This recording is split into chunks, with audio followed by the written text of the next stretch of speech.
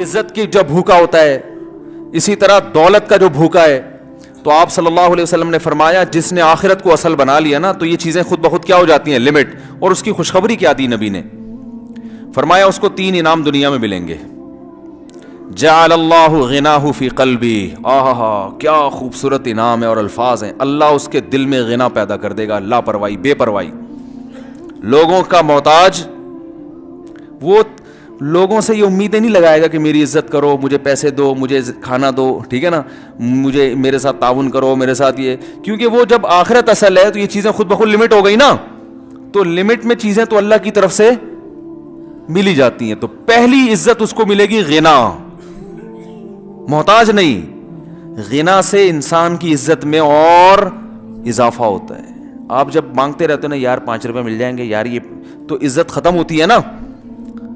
حتیٰ کہ جب واقعی ضرورت بھی ہوگی نا تو لوگ نہیں دیں گے آپ کو پیسے. تو فرمایا سب سے پہلے غنا. کیا مطلب؟ سر اٹھا کے جینا سیکھ جائے گا. یہ کتنی بڑی نعمت ہے, کتنی بڑی نعمت. سر اٹھا کے جینا, دل کا مالدار ہو جائے گا. مالدار آدمی غریب کے سامنے ہاتھ نہیں پھیلاتا, غریب کے سامنے اپنی حاجت بیان نہیں, غریب کے سامنے اپنی عزت چاہتا ہے نا. تو یہ غریب ہو کے بھی کیا بن جائے گا, ایسی دل کی کیفیت جیسی دولت مندوں کی ہوتی ہے. دوسرا انعام, جعل اللہ غناہ فی قلبی وجمع لہ شملا, اس کی فکروں کو اللہ جمع کر دے گا. آج کل کوئی ایک ٹینشن نہیں ہے. کسی سے پوچھنا کیوں پریشان ہو, تو فون کہ کوئی ایک وجہ ہو تو بتاؤں. ہے بھائی کوئی ایک وجہ؟ ابے بھائی کیا ہو گیا, یہی ہوتا ہے نا. یہ میرا بچے نے بھی سیکھ لیا, بھائی کیا ہو گیا. وہ چھوٹا سا بچہ ہے بھی 4 سال کا, وہ میں آ رہا تھا تو میرے پیچھے پیچھے وہ بھی آنے لگا. چھوٹا 4 سال 3.5 سال کا ہوگا وہ, بالکل آپ نے دیکھا نا کتنا سا. تو میں نے کہا بھائی کدھر, آپ بیٹا گھر رہو. کہہ رہے بھائی کیا ہو گیا. مجھے اتنی ہنسی آئی, میں نے کہا اتنا سوچ, وہ بھائی ایسی باتیں کر رہا ہوتا ہے, وہ بھائی کیا ہو گیا. تو جمع لہ شملا, اللہ اس کی بہت ساری فکروں کو سمیٹ دیں گے. سمٹی بھی چیز اچھی ہوتی ہے. دیکھو کچرا بھی اگر ہو نا گھر میں پھیلا ہوا ہو تو برا لگتا ہے, سمٹ کے ایک ڈسٹ بن میں آ گیا سکون مل جاتا ہے کہ نہیں مل جاتا, حالانکہ کچرا ہے.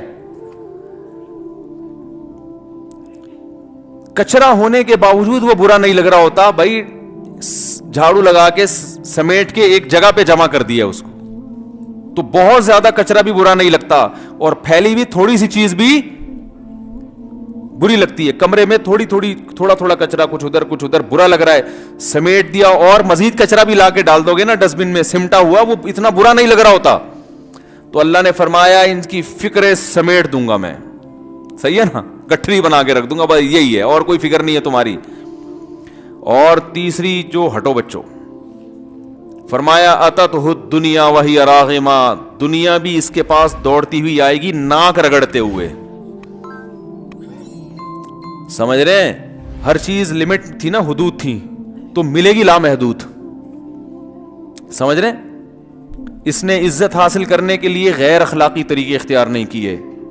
تو جنہوں نے غیر اخلاقی طریقے اختیار کیے ان کو اتنی نہیں ملے گی, اس کو ان سے زیادہ مل جائے گی, جبکہ یہ عزت کا بھوکا بھی نہیں ہوگا. تو ناک رگڑنے کا مطلب یہی ہے کہ یہ عزت کے سامنے ذلیل نہیں ہوگا, عزت اس کے سامنے ذلیل ہوگی. ہائے ہائے کیسے دل میں اتاریں بات. پیسے والا آدمی جو ہوس ہوتی ہے وہ پیسے کے پیچھے بھاگتا ہے, پیسے کا بھوکا ہے, پیسے کے سامنے ذلیل ہوتا ہے. لوگ جھوٹ بولتے ہیں نا پیسہ کمانے کے لیے, لوگ کہتے ہیں نا گدھے کو بھی باپ بنانا پڑتا ہے, پیسے کمانے کے لیے گدھے کو بھی باپ بنا لیتے ہیں. عزت دار لوگوں کو ذلیل اور ذلیل لوگوں کو عزت دینا شروع کر دیتے ہیں. مفاد ہے بھائی. لیکن آپ نے فرمایا اگر آخرت کو اصل بنا لیا تو پیسہ اس کے پیچھے آئے گا ناک رگڑتے ہوئے. کیا مطلب؟ پیسہ اس کے سامنے ذلیل ہوگا, یہ دولت کے سامنے ذلیل نہیں ہوگا. حضرت حاجی عبد الوہاب صاحب رحمہ اللہ تعالیٰ کے واقعہ سناتا ہوں نا. ملک کے وزیر اعظم گئے ان کے پاس, بہت بڑی رقم دی, بہت بڑی رقم.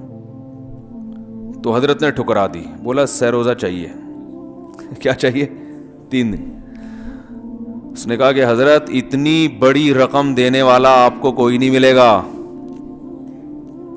سمجھ رہے ہیں؟ قبول کر لیں یہ زندگی، یہ موقع زندگی میں کبھی کبھار گویا کہنا یہ چاہتے تھے. تو حضرت فرمایا اتنی بڑی رقم ٹھکرانے والا بھی آپ کو مارکیٹ میں، مارکیٹ تو میں بول رہا ہوں ٹھیک ہے نا، اتنی بڑی رقم ٹھکرانے والا بھی آپ کو مارکیٹ میں نہیں ملے گا.